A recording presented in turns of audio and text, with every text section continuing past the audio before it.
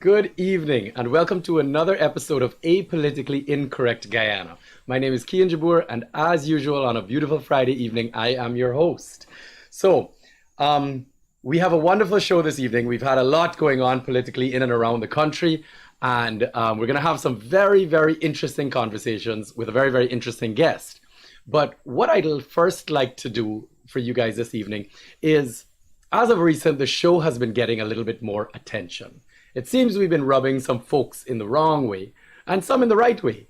So what I'd like to do to ensure that everybody is clear and understands what aPolitically Incorrect stands for is that the opinions of myself and my guests on this show are that of our own. We don't represent any organizations when we're on this unless clearly stated. We don't represent the studio. We don't represent anyone other than our own personal opinions. So I'd just like to make that extremely clear before anybody gets carried away with my guests and their opinions on various matters and the organizations they're attached to. All right. So with that being said, we're going to get moving right off the bat. My disclaimer is over. And I have some very wonderful, news today when it came to something that is extremely historic, something that I think a lot of people need to take a second to think of because it has never been done before in Guyana. And that is the transition of the joinder seat that happened for the first time in history here in Guyana in the 2020 election, in which three parties came together independently with three different lists. And some of the most brilliant minds, obviously, when it came to the laws of Guyana and the history of our country, came together and realized that there was a way that political organizations can find their way into the realm of the National Assembly and were able to connect and bring together what are different ideologies, what are different platforms, and different people for that matter, where you realize at some point in time that in order for Guyana to move forward, people have to start working together. And what we've had is a history of two organizations that absolutely refuse to represent their constituents when the other opposing party is in power. And as well as when the time comes, which happened in the very recent history, when a third party or a balance in parliament is created, what we saw happen in 2011 was the government of the day in 2011 decided that they refused to run the country unless they had complete power, and they prorogued parliament. This was under the Ramatar government in 2011. And what happened is the legal professional minds that really have had their own opportunity to shape Guyana went into our constitution and the laws of this country and found ways for Guyanese to be able to work together embedded in these documents. And historically, and honestly, respect needs to be given to the members like Ralph Ram Karan and Timothy Jonas and multiple other minds that had put their heads together that realized that this option did exist for Guyanese to work closer together. So the joinder today held a press conference. I'm going to ask our operators to cue it up. And what they did was they have now paved the way for a new member of parliament after the MP, Mr. Lennox Schumann, a representative of the LJP party, has been sitting there for the last 2.5 years. Now the transition is finally confirmed. Ms. Kisoon will be our next parliamentarian representing the joinder seat. And what is fantastic about this is she is a young, energetic doctor. She is a strong, powerful young lady, a mother, and really and truly only has the best for Guyana at heart and is very excited to get in there and shake things up. One of the things that she mentioned, and I think this is critically important in remembering Guyana's history and now paving the way moving forward, is she ensured that she let the media know that without a doubt, in any of the remaining two organizations, being ANUG and TNM, there will be no intention and there will be zero opportunity for these organizations to coalesce or join the PPP or the APNU. The whole ideology of these two organizations is that there needs to be a balance in Parliament, and she made sure to let everyone know that there is nothing of the sort on the table in which these two organizations have any interest in joining, and believe strongly that there needs to be a third party in Parliament to create a minority government, hopefully come 2025, to ensure that there is accountability and transparency, so that no one party has all the power. And as we've witnessed over the history of this country since independence, that these two organizations tend to have a preference to ensuring that their own people are benefiting and not everyone in the country. And the idea is that the minority government, once they stay independent, the third party should create that balance and cause an equal opportunity for all Guyanese and a level playing field. So on that note, we are going to talk about the laws and what has been occurring in this country, with some very interesting revelations recently, in which there was a court matter that entailed the unilateral decommissioning of the Police Service Commission. This situation has been ongoing for some time now, after the president decided that he no longer believed that the commission was capable of doing their job, and he unilaterally decided to suspend it, claiming that he has the powers conferred onto him through the Constitution in order to determine whether these commissions are acting.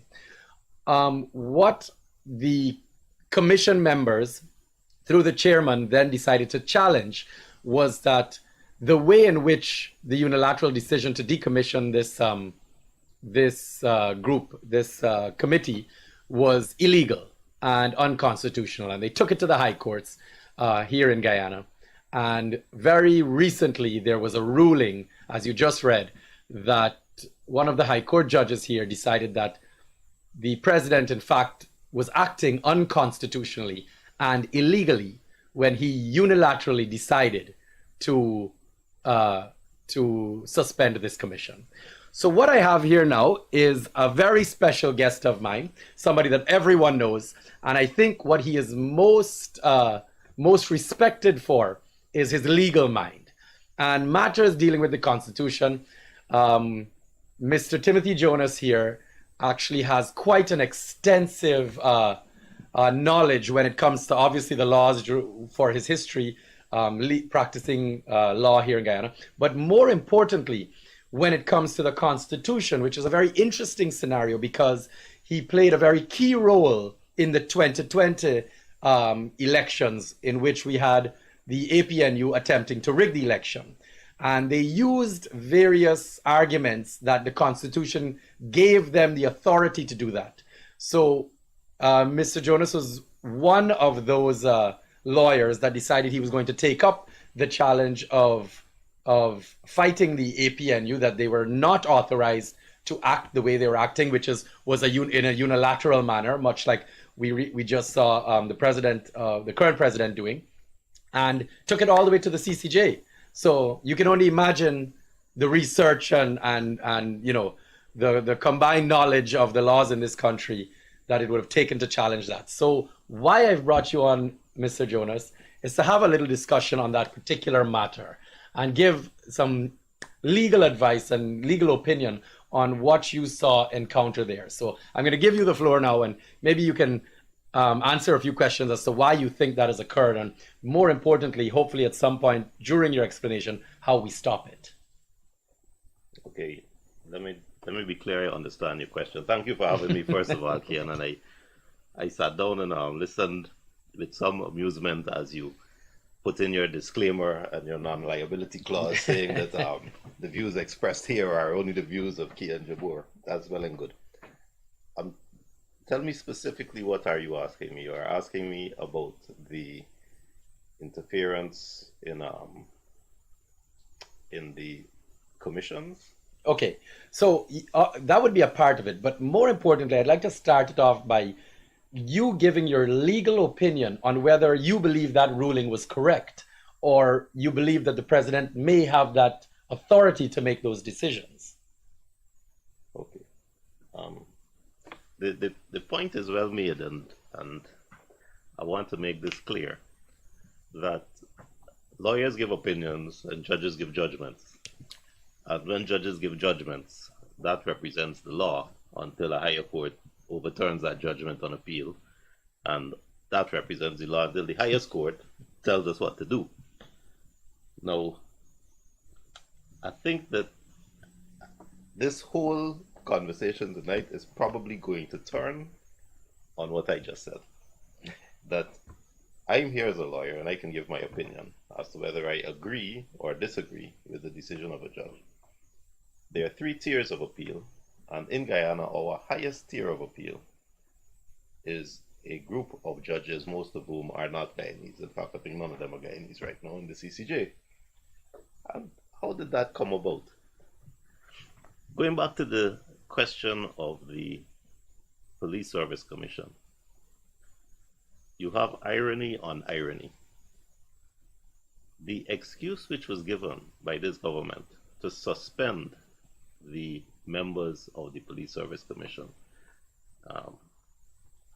was that there had been charges laid against one of them for financial wrongdoing, for fraud. So, let's start at the beginning. Who lays charges against someone for wrongdoing? The police. The police investigate you, decide you've committed a crime or something needs to be done, and decides to charge you, take you before the court. In Guyana, every Guyanese knows and suspects, and we have a long history of it, that there is political interference with the police when they do these things. So that's the starting point. Police charge somebody, police bought over. Political interference, politicians controlling the police. And as a starting point, that's something anybody could say in any bottom house playing dominoes and drinking too much. Politicians controlling the police grub, blah, blah, blah. So let's look at the system. What is there to ensure that the police are independent from political control? Because that's what you want. At the end of the day, after you finish grumbling, you want to know what the system is to ensure that the police are independent. And there is a Police Service Commission that is appointed by this very stringent procedure under the Constitution to try to ensure that the Police Service Commission is independent from political control. And by independent, it mustn't be able to hire and fire them just so. Because if you can hire and fire somebody, you control them. That is why judges can't be hired and fired just so. The president can't just be thrown out just so. The public service folk and the police mustn't be hired and fired just so. There has got to be a system that guarantees their independence from that kind of external control. Because if you're not independent from external control, you can be subject to political interference. And every single politician likes power and wants to be able to control you. Whether you're a judge, whether you're the police commissioner, doesn't matter. He wants, the politicians want to control you. So the excuse was used when these people were charged that we've lost confidence and therefore we're suspending you. President signs a letter, you're suspended. But the safeguards in the Constitution are that you cannot, there is no power in any politician just to suspend them, because if he had that power, they won't be independent. Before they can be suspended, the Judicial Service Commission has to investigate and recommend to the president. So when Paul Slow and Conway and the rest of them went to court, they being the Police Service Commission, the Attorney General turned up and he said these people are accused by the police of serious wrongdoing. They've been charged with serious wrongdoing. We can't sit by and let that go. Now, nobody troubled to remind the Attorney General that there is in Guyana a deep suspicion that anytime someone is charged, it is because of political interference with the police. And that when the politicians try to interfere with the police commission, they are eroding the independence of the Police Service Commission, and they are vindicating and justifying this suspicion of political interference with the police. Because what happened next? After they suspended them, they went to start promoting police. They started giving promotions. So can there be any doubt that here is an attempt by the politicians to manipulate the Police Service Commission so that their control on the police is increased? And if that is the case, which Guyanese can have confidence that when someone is charged, this charge is done by a professional and independent police unit, not by a policeman under instructions from the government, tainted because he hopes that member of government has control to give him a promotion, or if he doesn't obey, to keep him back. Because like every other professional, a policeman is an ambitious person who wants to move up in the world. But the same police that we are saying are independent charge these people, and therefore we can't sit by. We have to throw them out. We have to suspend them.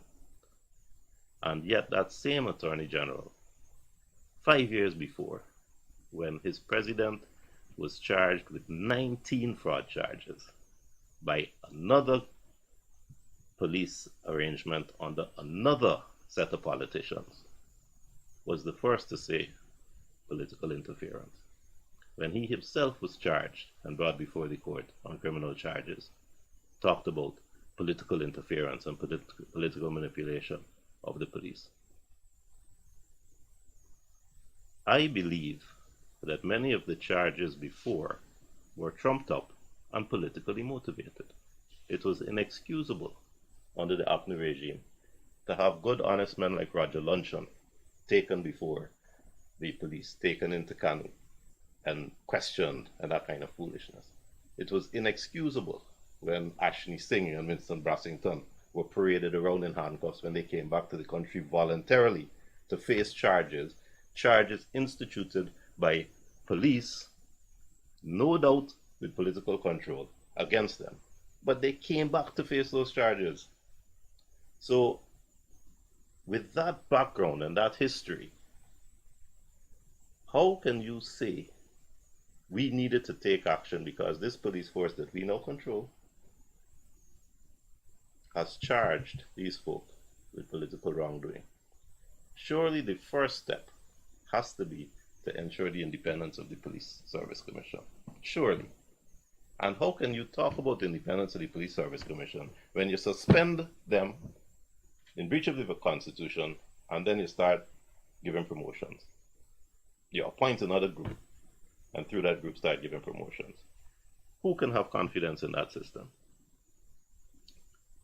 Now, the sad thing with Guyana is we are so determined in our justification of the Indo-centric party that looks like us or the Afrocentric party that looks like us. We are so determined to uphold our own and to condemn the other people that none of this matters to 90% of us.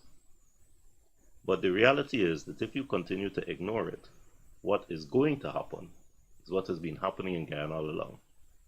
That we will have either a rigged dictatorship or a democratically elected dictatorship, and the country will be run down to rack and ruin and continue, oil and gas notwithstanding. Because if you have political control of our judiciary, of our police, of our public service, and if those institutions are not independent and cannot operate autonomously and professionally, we are in deep trouble. Let us look at the reason given for not appointing, for saying that the doctrine of necessity required that we act without waiting and without following the constitutional procedure. The constitutional procedure requires that you can't suspend anyone from the Police Service Commission unless you get the recommendation of the Judicial Service Commission. Oh my God, the Judicial Service Commission hasn't been in existence since 2017. The Judicial Service Commission is the commission that appoints judges. You want to talk about political interference and why the politicians feel that they desperately need to control judges? You just got to look at the last set of decisions in the last election. Every single decision went all the way up to the CCJ, and every single decision was met with suspicion and personal attacks on the judiciary by people who did not trust them for no other reason than the ethnicity of the individual judges. But this isn't a new thing. In Guyana, we used to have as our highest court the Privy Council, which is the English House of Lords, the highest court there. English judges. And the first thing Burnham did back in 1971, when he was disappointed with an adverse ruling by that independent body, was throw them out and replace them and make our local court of appeal with judges which he controlled, our highest court. We got to the point where the PNC flag used to fly outside of the court of appeal, which is the most vulgar and obvious indication of political control of the judiciary that I can think of. So we have a long history of attempts by the politicians to control the judiciary. Till now, after 6 years, we can't have a Judicial Service Commission, and after about 15 years, we cannot have a substantively appointed Chancellor and a substantively appointed Chief Justice. Because if they are appointed substantively, then guess what? They are more able to be independent of judicial control. So where do we go from here? We got our politicians putting us into a mess and then trying to take unilateral steps to extricate us from the mess. And what's nice about this is you're seeing it on both ends. Because I've just spent the whole time talking about the decision of Justice Prasad, with which I respectfully agree completely, pointing out that the current regime's attempt to suspend the Police Service Commission and base it on the doctrine of necessity, because there's no Justice Commission, and therefore I can't wait for a non-existent Justice Commission to recommend, and therefore I acted unilaterally. To base it on the doctrine of necessity was wrong. But the doctrine of necessity is not a new thing that we just heard about. You remember when last we heard about the doctrine of necessity? It was when then President Granger, thank God former President Granger, rejected 15 names for the appointment to head GCOM, presented by the leader of the opposition, Barrett Jagdeo, and then said, because none of these names are acceptable to me, I rely on the doctrine of necessity to appoint unilaterally James Patterson as chair. Do you remember that? So we got now the former regime unilaterally playing dictator and saying, I'm not playing by the rules. I reject 50 names and I appointed my person here to GCOM because I want GCOM to be subject to political control. And now a couple of years later, we got a new group who are saying, don't worry the rules. I'm not appointing a Judicial Service Commission. I'm not appointing a Police Service Commission, but I'm suspending this lot, claiming doctrine of necessity because they're terrible people and charges have been laid against them. At some point, we have to wake up. But until we wake up, we do get what we deserve in this country. All right, that was a lot to swallow. And it's exactly why I brought you on this show. I know that a lot of people may not be fully understanding or grasping what exactly is happening here. But what Mr. Jonas just did is, in conclusion, drew the similarity of the then President David Granger unilaterally appointing James Patterson as the chairman of GCOM based on what he opined as a doctrine of necessity. And and Mr. Jonas has compared that now to the now president, Dr. Irfan Ali, unilaterally suspending the Police Service Commission, in which his main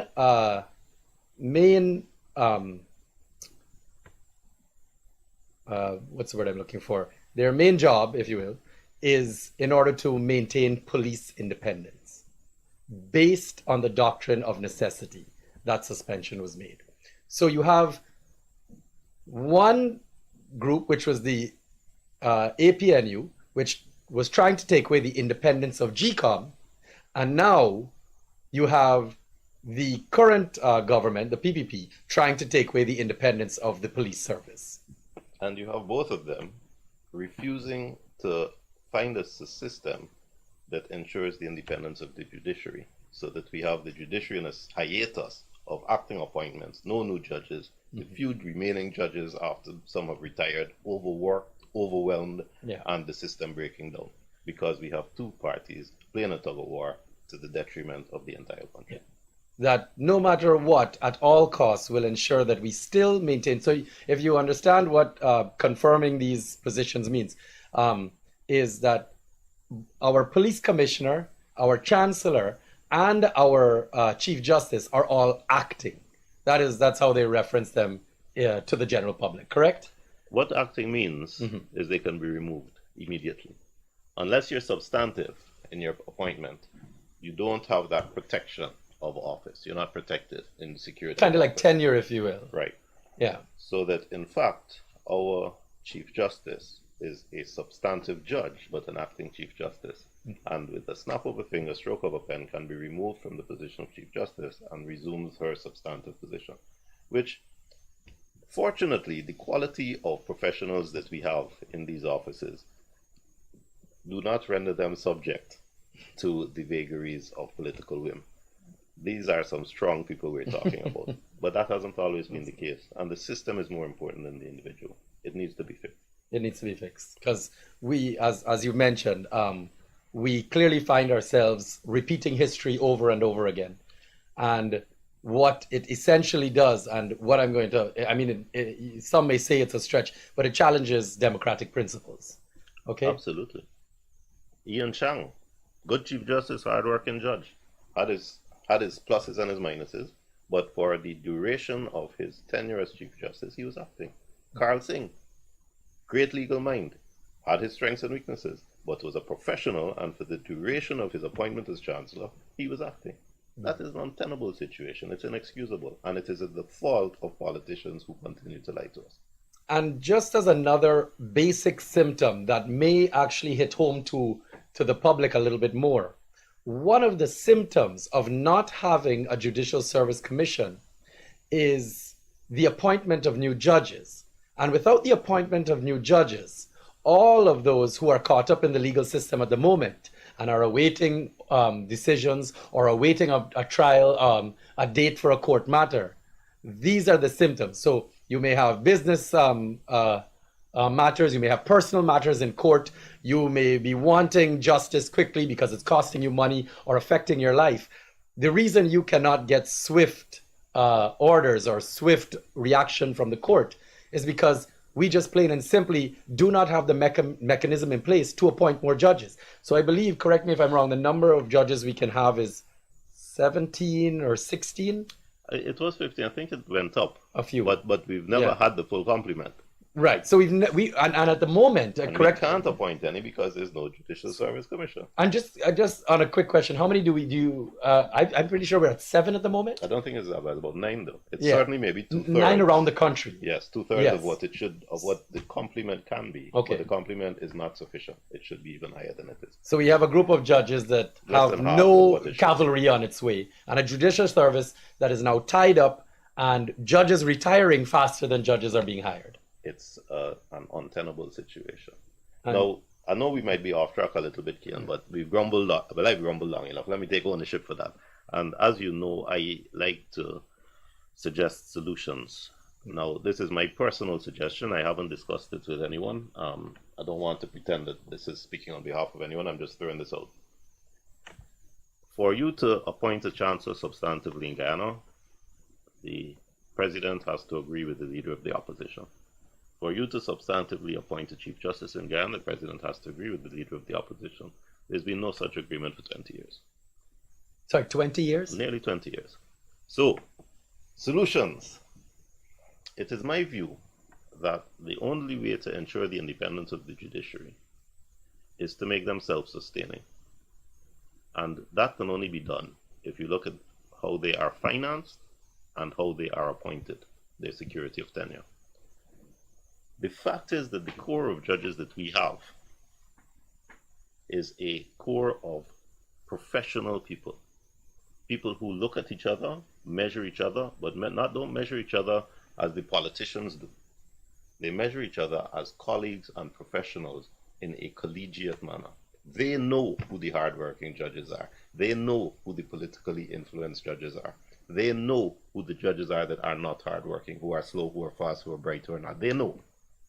And I believe that there should, by legislation, be a complement of judges, let's say 25 or 30, and the existing core of judges should be empowered to select them. So if you run short of judges and you fall under the complement, it should be left to those judges to look at the applications and to decide who they want. Secondly, in terms of the appointment of a chancellor and a chief justice, the core of judges, the judiciary of Guyana, perhaps if you wish, you can add a core of senior counsel to that group, but to me that's neither here nor there, should elect from among their number or from applicants who are qualified, and there are statutory qualifications, 10 years practice at the bar and that kind of thing. So when the position of chief justice is vacant, you advertise, you take applicants, and the core of judges vote and by majority decide who the next chief justice will be. Let us take it out of the hands of the politicians completely, and let us leave it in the hands of the people who rub shoulders with each other and know who will be doing the work and who they respect and who is the brightest and who they will happily work under and take directions from. And they will be able to make those decisions based on the right rationale, not is this person going to take my instructions and directions or be influenced by me in giving their decisions. Now, that approach will ensure the independence of the judiciary. Right now we have a situation where we have honest, professional, hard-working judges who, because of appearances by politicians, the perceptions of politicians, will either be promoted more quickly or will be kept back for longer. Before 2020, there was one group of judges, and these judges are not political animals. These judges are genuine, hard-working professionals. They go to work every day. They do the best they can. I work with them, and I know. I appear before them, and I know. But I am telling you the truth, that there is a group, because of their perceived loyalty, who will be more prone to advancement under one group, one government, but who will be more prone to be held back under that government. And the opposite result now. So whereas before 2020 there was one group whose stars looked like they could rise very quickly, that same group now is likely to be held back, regardless of those irrelevant considerations such as their competence, their honesty, their hard work. Those things don't matter. Their stars rise or fall based on the perception of their loyalties. And that is unsustainable. And that can be immediately removed if that same group of professionals chooses from among themselves who will be Chief Justice, who will be Chancellor. Now, the next thing is how to ensure their financial security. And I would recommend, rather than having a situation where I have personally seen, where a judge after court is saying to the Attorney General, I'll put in my application for my duty-free concession and it's not coming, what's going on? Y'all gotta hurry this thing up. The judiciary's income should be tied to that of the ministers. So perhaps a High Court judge gets the same as a junior minister. An appellate court judge gets the same as a senior minister. The chancellor gets the same as the prime minister. Because I promise you the politicians making sure their money good. So if you tie their income, the judiciary's income, to the politicians, you guarantee their financial independence. You guarantee that they're okay. They can do their jobs. And if you allow them to select for themselves to fill vacancies in the judiciary and appointments up the ladder, you ensure that those appointments are done on criteria of integrity, of work ethic, of competence, of leadership skills, rather than perceived political alliance. And that's what we need. and you get rid of this hiatus where we don't have a chief justice, we don't have a chancellor substantively appointed, and the whole country is embarrassed because two groups of politicians playing tug of war based on ethnic alliances. Time for a change, folks. Well, that I think I'm watching the comments, and I'm watching live as we go along here, and I am going to tell you it's an overwhelming support for what you're saying, because again, getting back to democratic principles in this modern day and age requires for the judiciary, the executive, and the legislative to be independent. And what you find in Guyana, and this is through our constitution, because you hear so much about constitutional reform, many people just don't really grasp what exactly in the constitution needs to be changed. But I think these examples here are some of the core principles in assessing where Guyana is flawed, why Guyana has had this much problem with progressing since independence. People argue that constitutional reform is not necessary, because again of political biases, and whenever one party is in power, the constitution and the laws of the country are absolutely geared towards their benefit, and more importantly, the retention of power. But the minute you create this independence between the judiciary and the legislation and the executive, all of a sudden the government is held accountable. All of a sudden the president has to answer questions. All of a sudden the transparency of the nation, people can stand up independently without fear or risk of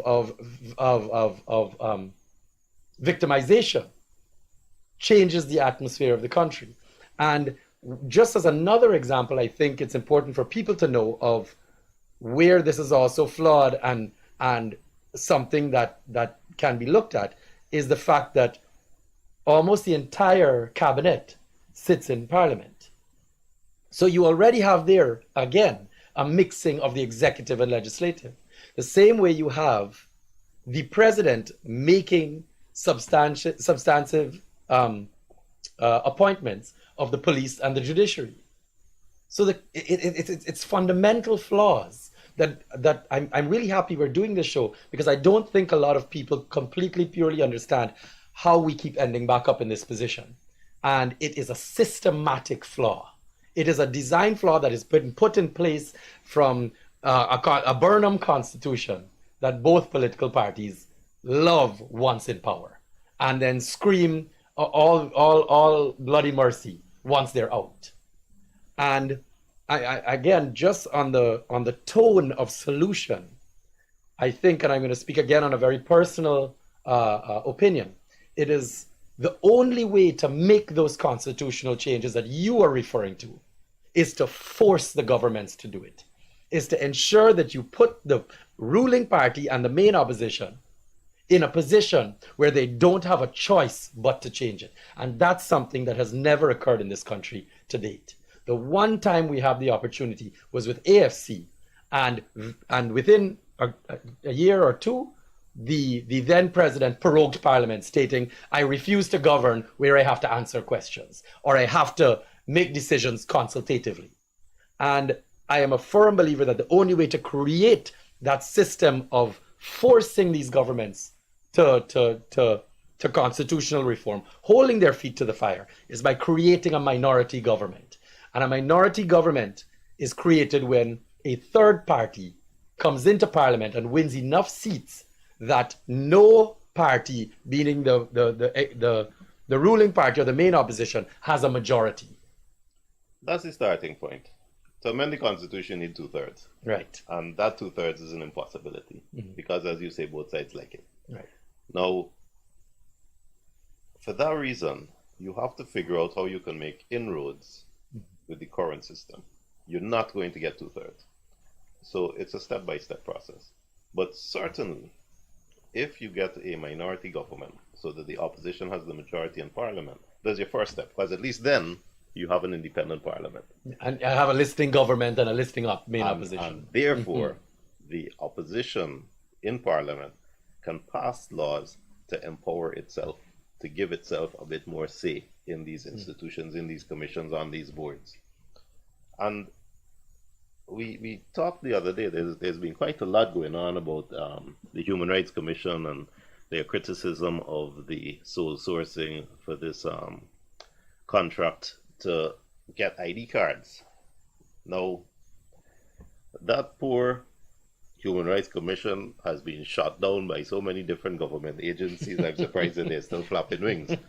None of those government agencies has addressed the point that the commission raised, which is, can you sole source? The only response I saw to that was a kind of pathetic and weak argument about national security. And Doctrine of necessity, I think we're back to. we're back to that. But I did hear a lot more about what terrible people were in the Human Rights Commission and in the association, and how they haven't paid something for the last 30 years since the Companies Act changed, and they owe the state $30 million and all of that. So I heard all of that. The messenger was shot till the messenger is dead. But the message hasn't been lost. And that's something to think about. Because Parliament, if it was controlled by the opposition, could ensure that that same procurement board had enough independently appointed people appointed from the opposition, that they could scrutinize any decision by the government to award a contract, and could overturn it, and could pass laws to impose criminal sanctions if there are breaches of the procurement procedures, especially without cause, so that the legislation could have teeth to make it enforceable and to make somebody think twice before they go and sole source a contract when they know they shouldn't do it, and then come with ridiculous flimsy excuses about national security. So that is a small step that could be taken by legislative intervention using an opposition majority in Parliament. And that alone would make such a huge change in terms of transparency and control and autonomy of these bodies, these organizations. A lot would be done. And let me say, it goes on both sides. I'm sure the public remembers the huge issues that arose in NISIL and charges laid against high-ranking NISIL folk, because the new government, when it came in after 2020, said NISIL has been giving away land based on political alliance and all of that. Now, the reason that happened is because the NISIL board is appointed by the government. And all you need is an opposition majority in Parliament to say, by law, any corporation owned by the government shall be directed, the board shall comprise so many people appointed from the opposition. And you could never have a situation where there's even a perception that NISIL giving away land wrongly, or the GPL awarding contracts wrongly, or that the gas to shore project is going on unilaterally without real oversight, or that SO has signed a production agreement without oversight from the opposition, because all of those institutions by statute could be peopled by folk, appointed experts, appointed not just by the government so that they could act secretly, but by the other side as well, so that everybody's involved and there's transparency. I listened to this, and I'm going to speak on a very personal opinion here. Not opinion. When I say opinion, a personal decision that I made based on these very similar conversations that you have had since I myself got into politics. And what I have found in this country is our biggest political hang-up is our lack of trust for each other. We find it extremely difficult to move forward when we have been battered for 50 plus years, in which you've had two organizations looking at each other, pointing and screaming thief. Okay? And every time they get the opportunity, they look at each other and say, that one is a thief. And everybody that supports one organization or the other feels like the opposing side is a thief. So now you're going to put a position in place, and this is very interesting for me, Tim, is you are now telling me that I need to put and excuse my crassness here, two thief man in the same room to stop the thieving, right? And this is what essentially comes down to the core of accepting that they need to work together. So Perfect. I just wanna make a very interesting statement here. I've personally realized that the issue that you have with third parties in Guyana is that when you got the PPP looking at the PNC screaming thief, you got the PNC looking at the PPP screaming thief. The poor middle party, the poor third party got the PNC and the PPP pointing and screaming thief. So now you have a whole network of mistrust that you have such a large majority of the population not listening or accepting credibility from anyone else because of their political preference, one side or the other. And I'm gonna say this to you because and for the public to hear, it's probably the reason I decided to get into politics myself. I've realized that the people are absolutely right. I do not trust politicians. I am in complete agreement with how skeptical society is of their leaders. They have watched time after time, they've watched themselves stay almost in an oppressed state. When you watch these politicians on both sides get richer, drive bigger vehicles, buy bigger houses, travel the world, and you yourself are sitting here day after day watching your paycheck get smaller, the amount of money being utilized in your paycheck for your daily lives rising, the cost of living rising, and you yourself not particularly progressing as fast as you want. So now I don't trust politicians because I clearly see a disconnect between the lives that they are living to the lives that I are living. Clearly, we're not progressing equally. And I took it upon myself to say, you know what? You know how you solve a problem? Not by sitting down doing nothing and playing the victim, by getting involved, by doing something. And I took that position myself to say, you know what? Rather than complain, I'm going to be part of the system and help change it. If I believe that politicians can't be trusted, then I need to get into politics and become a politician that can be trusted. I do this show on a regular basis to ensure that I have that opportunity and people have that opportunity to call and speak and give their opinion whenever they want to ask me questions. But more importantly than that, I would like you to tell me how you believe this aura of mistrust can be resolved. How do we move past this? What are our solutions to ensuring that this country, that the people of this country take back control, the independence is then given back, and we maintain that everyone can take part in leadership in this country and all Guyanese can benefit equally? How do we solve this mistrust? I'm putting you on the spot. I know this is a hard question. You will never solve the mistrust. Okay. And what you need to do is ensure that the two sides are both looking at the milk, so that both sides can scream bloody murder when they see or believe the other side is taking the milk. When that signing bonus of 18 million was signed and received and nobody knew about it, I don't think anyone had any serious doubts that this is wrong. You can't have a situation where money is being paid, contracts are being signed, and only a small clique knows about it. It turned out that the contract had been negotiated incompetently.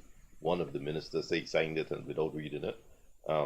Money was being hidden and nobody knew anything.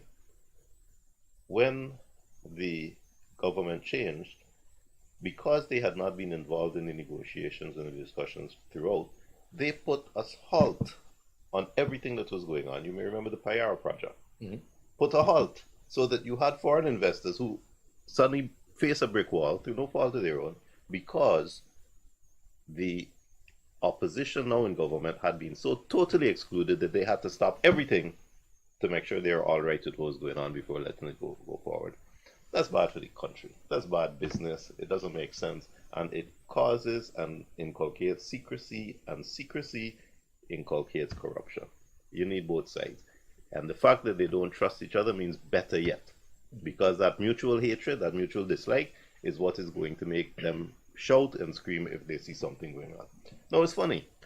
I've heard people criticize my suggestion.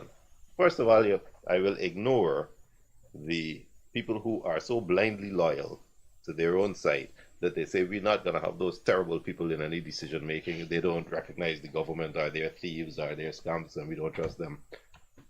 If you don't trust 50% of the country, that's all well and good. But if you are willing to live in a country where 50% is on the outside and marginalized to such an extent that the whole social structure is threatened, then you're a damn fool. There got to be a system that everybody is incorporated and everybody has a say, whether or not there is trust. So the people then who are more thinking and don't come with those sound bites that don't even withstand scrutiny, say, you want both sides there? Look at the fiasco that happened with elections under GCOM, which is a commission peopled 3 side by APNU, 3 side by PPP, and 1 chair. Look at that. Look at that mess. How can you recommend that that kind of mess should exist in all of our boards? And I want you to think about what happened with that election. When Mingo started doing what he did at Ashman's building, you had an immediate deadlock because everybody knew. First of all, there's no secrets. Everybody knew, and the reason everybody knew is the PPP commissioner started shouting and crying out, and the whole country knew. So everybody knew immediate transparency. You then had, because of that transparency, pressure on the chairman, who we know was appointed by one side but recommended by the other side. I want you to think what would have happened in that situation if James Patterson had been successfully appointed by Granger and was the chairman. Or I want you to think what would have happened if that commission was all appointed by the minister. So instead of 3 from one side, 3 from the other side, 6 appointed by the president. Yeah, it would have ended in Ashman's building. It would have been half an hour's work. Yeah. So the very reason that the wrongdoing of a few were immediately picked up on, a hue and cry raised, immediate transparency, and a solution is because it was 3 and 3 and 1. If it was any other, it would have been half an hour's work and we would have still been under a PNC government. So if you want a better example of why you need both sides to be represented on any commission in any forum, please look at the 2020 process. Because what happened there is not the fault of that commission. What happened there is the wrongdoing of individuals that was picked up by the commission and made public by the commission because the 3 opposition commissioners raised a hue and cry. And then the whole country's focus was shone on that by spotlight. And after a long, protracted, agonizing period, the people who expected to win by that corruption lost. And you know what? I suspect it'll be much more difficult for them to do it again. I suspect that even the same players who so easily and glibly were willing to take away our democracy would think twice before they did that again. And part of our problem is because we have had a culture of unfair laws, a culture of either politically appointed dictatorships or rigged dictatorships, where we duck. You ban wheat flour, we import it illegally. You ban cheese, we import it illegally. You got unfair taxes on vehicles, we try to get around that. So we have a culture of breaking laws which are unfair, especially since the politicians excuse themselves from those same laws. But if we recognize, because our institutions start working, that we have to obey the laws and we have to do the right thing, you won't have people so casually breaking the law. We need fair laws, and we need a system where each commission, each board, each organization is peopled on both sides so that the 2 sets of thieves watching each other. It worked perfectly in 2020. And then an independent voice cheering. An independent voice cheering. It's interesting because what I think happens all too often is people miss the similarities. People miss the connection in what already exists in probably the one system that is working, that worked, that has proven itself, and not being able to use that as a reference in connecting all the other small issues like contracts being awarded, public procurement commission, all the other boards that we continuously see matters arising of that create more suspicion. and again create more mistrust. Yeah.